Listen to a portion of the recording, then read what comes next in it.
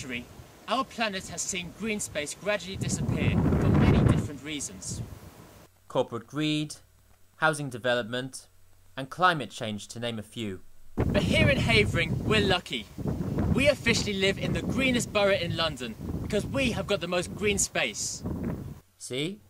In September last year, we came top out of all the other London boroughs in the London in Bloom Biodiversity Awards.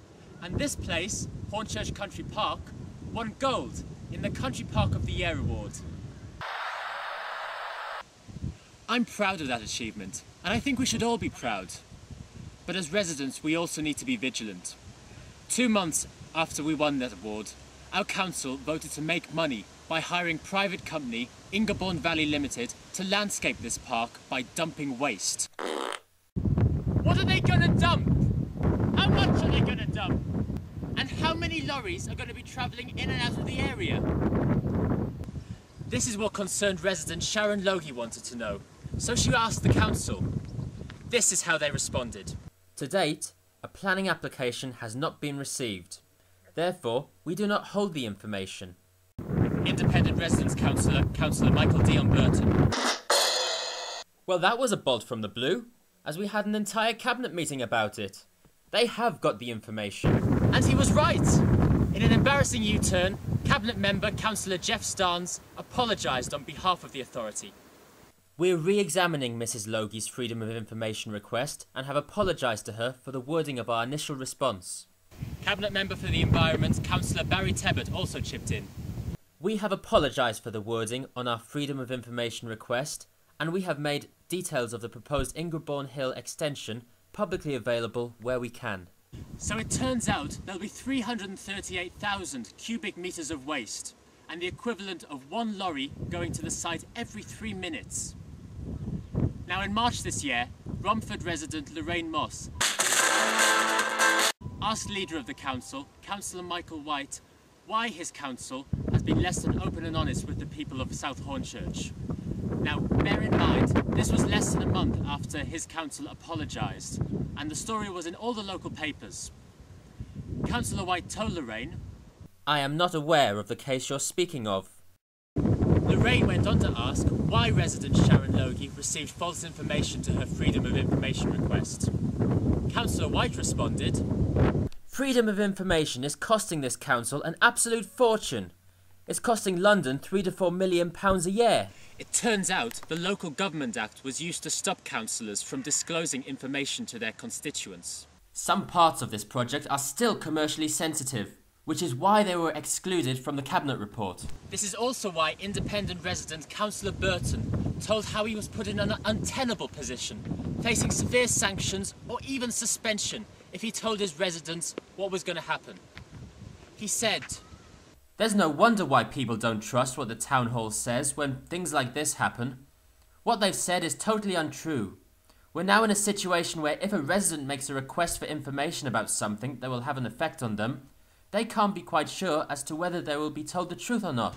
Now, after the council made their apology, members of the cabinet, including Deputy Leader Councillor Stephen Kelly, went on a local media campaign to reassure the public that no environmental damage will result as a result of this dumping. The plan is to build up the hill using inert material which consists of concrete, brick and rubble. There are no plans whatsoever to use the area as a landfill site for general waste, decomposable material or anything that will damage the environment. There will be no loss of land on the park or any adverse effects on or around the area. The project will in fact provide an extension of attractive green space for visitors to the park. The Cabinet is totally committed to green spaces around the borough. Shortly after, leader of Havering's minority opposition independent residents group, Councillor Jeff Tucker, called on Rainham MP John Cruddas to take to the streets with him in opposing this dumping. As leader of the independent residents group, I should like to know what you intend to do about this issue.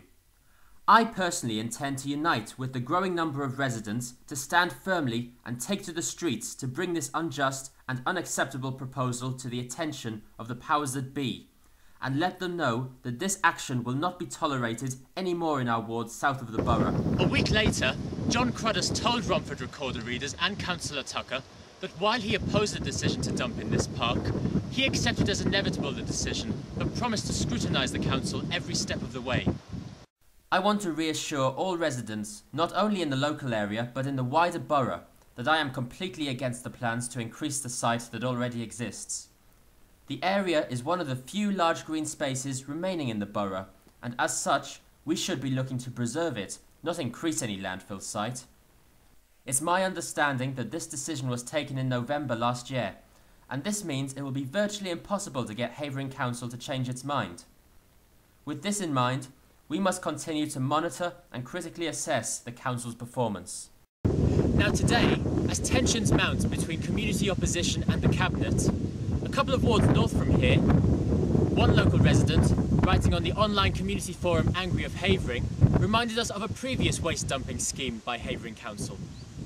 I sense a bit of deja vu, and haven't we been here before?